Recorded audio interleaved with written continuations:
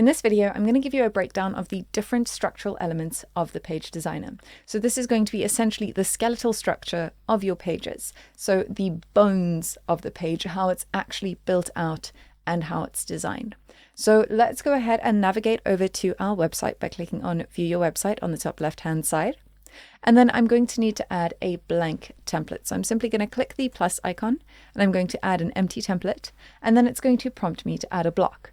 Now a block is the top organizational structure of your page. So that is going to be containing every other element in your page. And you will have multiple blocks on your page. So if I come here and I click on my block and I'm going to add an empty block, you'll see that automatically all of my other structural elements have been added to my page. And if I open up my navigator, you'll be able to see the different structural elements here as well. So you'll see that we've got our block. Within our block, we have a container. Within that container, we have a row. And within our row, we have 2 columns.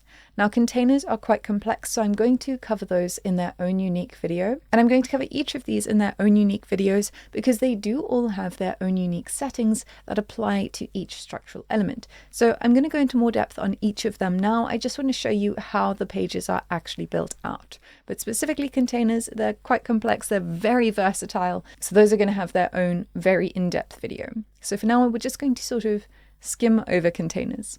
But I'm just going to move the navigator down here and I'm going to play around with a few settings so that we can see these different elements at play.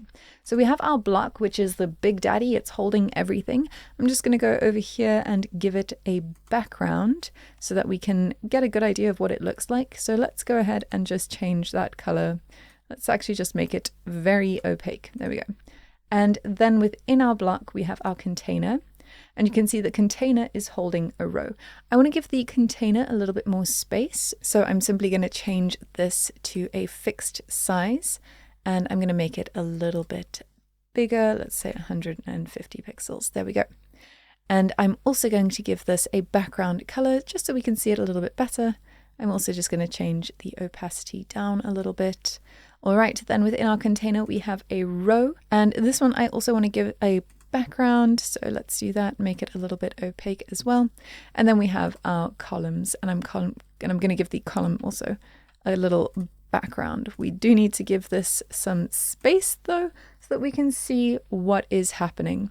So I'm going to come and click on my container and I'm going to give this a little bit of padding. So let's say maybe a bit more, let's say 50, no, 50 is way too, that's 500.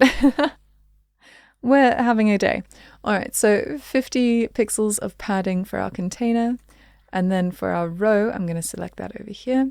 I'm also going to give this 50 pixels of padding. Oh, and we've accidentally hung our content because I did change the height to a fixed height for my container.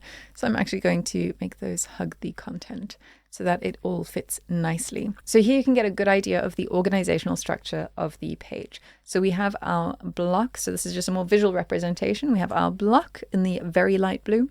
Within that, we have our container, which is containing our rows and our columns. And then within any of these elements, you would be able to add some content. So you would click add, and you would be able to add a content module. So let's add an image, for example. So there you can see within that column, we have an image, and that column is in a row, and that row is in a container, and that container is in a block. And it's important to note that columns can only be contained in rows, and rows can be contained in blocks, but you cannot put a block in a column, for example, and you cannot put a row in a column unless you're using a container. And this is why containers are quite complex and incredibly versatile. So if I come here to this column and I decide that I want to add a structural element, you'll see that I'm able to add a container to that column. So I can add that container, and then within that container, I can add a row. And in that row, I'll be able to add as many columns as I want. So I can add 3 columns over here. And then I can go ahead and make a nesting doll and just keep adding containers and adding rows to those containers, and it can get quite messy. And this is why I'm going to do a very in-depth video on containers, because it can be quite complex, but containers are going to help you achieve far more advanced designs on your pages. But for now, let's just keep it simple, stick with the blocks, rows, and columns. And when we get to containers, I'm going to show you those more advanced features. So let's go ahead and jump into all of the more advanced features for blocks first. I'll see you in the next video.